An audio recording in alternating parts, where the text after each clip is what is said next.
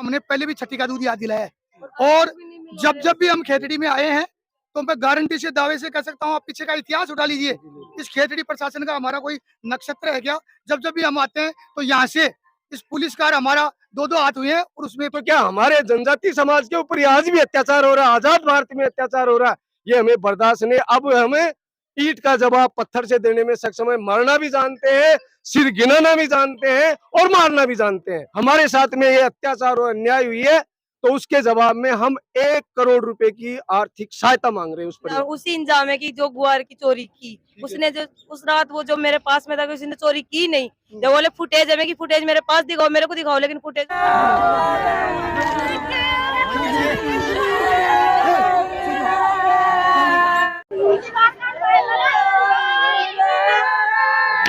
बच्चों के सपनों को अपना सपना समझकर करते हैं मेहनत और जीतते हैं विश्वास।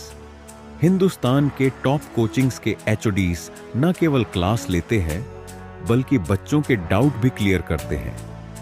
आज हर बच्चे की जबान पर है कि डीएस की फैकल्टी बहुत अच्छी है। किस संख्या में लोग मौजूद हैं, क्या कुछ मामला है? जिस प्रकार से जानकारी मिली है कि घेतरी थाने में एक मुजरिम को पकड़ के लाया जाता है और उनकी पुलिस की गिरफ्त में है, जो मैं बात करूं तो डेथ हो जाती है। क्या कुछ पूरा मामला है, बातचीत करेंगे जी। क्या कुछ मामला है कि काफी लोग आज देखो, आदिवासी समाज का आज लोकतंत्र को पर्व है। बाबा भीमराव अंबेडकर की जयंती है आज और देखिए इस जयंती के अवसर पर जिस बाबा साहब की हमारे को जयंती मनानी चाहिए, आज हम विवश होके और एक हमारे आदिवासी बालक की पुलिस ने हत्या कर दी। उसको लेके अब आप देख रहे हो बड़ी संख्या में आसपास के शेखावाटी के लोग यहाँ पर आए हैं। अभी तो शुरुआत है, बड़ी संख्या में लोग आएंगे।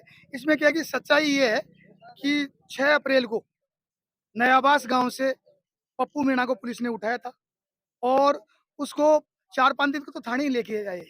ये उसको रात को दारू पी के और उसको पीट के और उसको अधमरा तो उसी समय कर दिया था इन्होंने। अब उसके बाद में कल उसकी तबीयत बिगड़ी तो परिजनों को फोन किया, खत्म वो यहीं हो गया था, लेकिन इन्होंने एक षड्यंत्र रच के और बीडी के अस्पताल में एडमिट करा दिया और मोर्चरी में वहां रखवा दिया, जबकि उसकी मृत्यु कल ही हो चुकी थी। तो ये सर्वविदित है। यहाँ के आसपास के खुफिया तंत्रों से भी हमने पूरी सूचना ले ली है कि उसको 3-4 दिन पहले कोई चाय की दुकान वाला गया था तो उसको भी कह रहे थे कि यार ये कौन है आरोपी, ये तो मरेगा यार, इसकी स्थिति खराब है। इसके घर वालों को भी फोन किया, उसको छोड़ने के लिए भी कहा। और देखिए जो आदमी निर्दोष था, वो जो दोषी था, मैं नहीं कहता कि वो अगर दोषी भी हो तो ये कानून उसको इस तरीके की सजा नहीं दे सकता।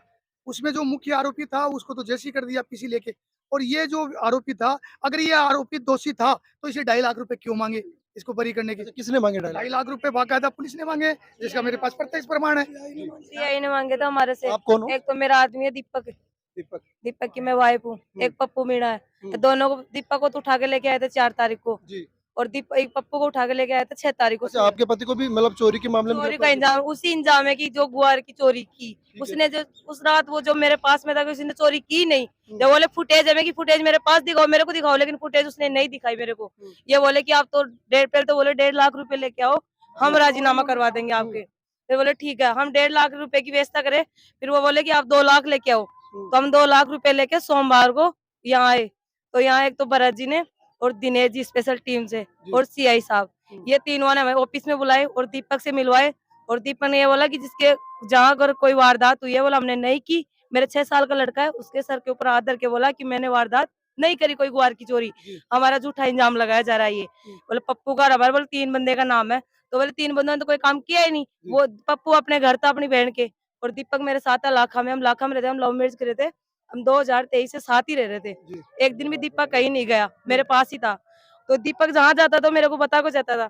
अब ये बोलते हैं कि दीपक ने गुआर की चोरी की, उसके इंजाम में राजीनामा करने के लिए हमें 2 लाख रुपए सीआई साहब के ऑफिस में आपने दिए थे? दे दिए। दे के और हमें तो भेज दिया कि हम कल इसको भेज देंगे। अब कल उस दिन बाद से हमारे को ना तो मिलवाया ना कोई बात। फिर दीपक को तो 9 तारीख को पेश कर दिया कोर्ट में और पप्पू मीणा को मार दिया। आपको कब सूचना मिली पप्पू मीणा के बारे में? पप्पू मीणा के तो जैसे रात को 2:13 पे की सीरियस हालत। अभी क्या कुछ मांगा जा रही है? हमारी सबसे पहली मांग तो ये है कि मैं बार बार कह रहा हूँ, 6 तारीख को पुलिस वाले गए वहां पे, तो उन पुलिस वालों की सीडीआर निकलवा करके और वो एफआईआर दर्ज होनी चाहिए 302 में, हत्या के केस में 302 में उन लोगों के खिलाफ एफआईआर दर्ज हो। फिर 8 तारीख को ये परिजन मिलने के लिए आते हैं, तब तक उसकी गिरफ्तारी नहीं दिखा रहे। तो दूसरा अपराध पुलिस वाले कर रहे हैं कि एक एफआईआर दर्ज नहीं कर रहे और न उसके खिलाफ कुछ सबूत दिखा रहे हैं कि हमने अरेस्ट किया है। 8 तारीख को भी अंधेरे में रख रहा है। क्या कानून के रखवाले ये इस तरीके से करते हैं क्या?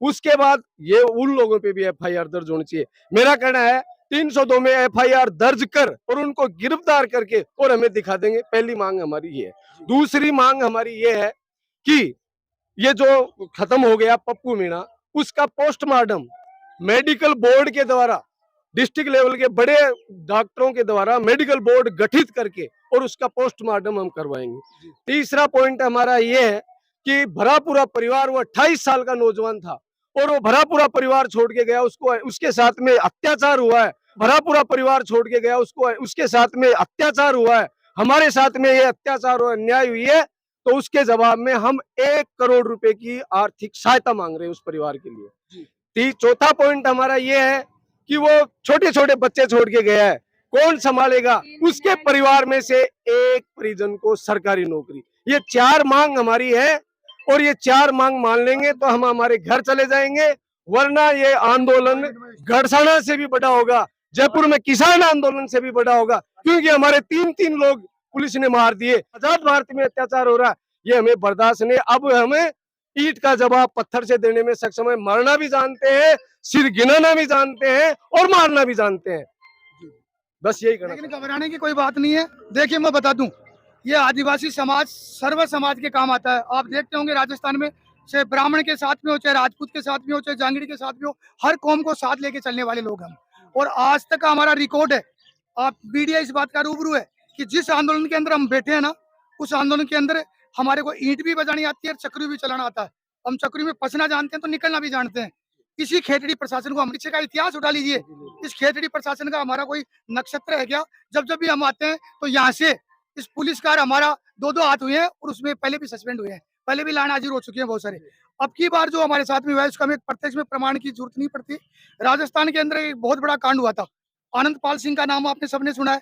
उस समय आनंद पाल और बलकेश 2 कांड हुए थे। तो राजस्थान में आनंद पाल के केस की भी सीबीआई जांच नहीं हुई थी, हमने बलकेश की केस की सीबीआई जांच करवाई, और वो भी डिप्टी के खिलाफ, पुलिसकर्मियों के खिलाफ, अधिकारियों के खिलाफ, और उसमें हम जीते और उनका चालान हो गया। वो सीबीआई में केस चल रहा है, वो सारे सलाखों के पीछे। इससे पहले मदन आगवाड़ी का एक मैटर था, उसमें सारे जड़ गए। और मैं गारंटी से दावे से कह सकता हूँ, ये तो एक हमारा नम्रता से एक निवेदन करने का तरीका है। जब सीधी आंगली से घी नहीं निकला है तो टेढ़ी दाई करनी है। और मैं तो आदिवासी हथियार उतारता टाइम लगेगा नहीं, कहीं आ जाए और या फिर आने डंडा जगह मान देते हो, 12 होते बार 2 हाथ बज गए, आंसू कमजोर आ गए। ये तो क्या है कि एक कम समय के अंदर लोगों को एक आह्वान किया है। अभी देखना कितनी तादाद में लोग आएंगे, और दूसरे समाज के नेता भी आ रहे हैं। सब लोग हमारी मदद के लिए है, इसलिए आर पार की बात करेंगे। और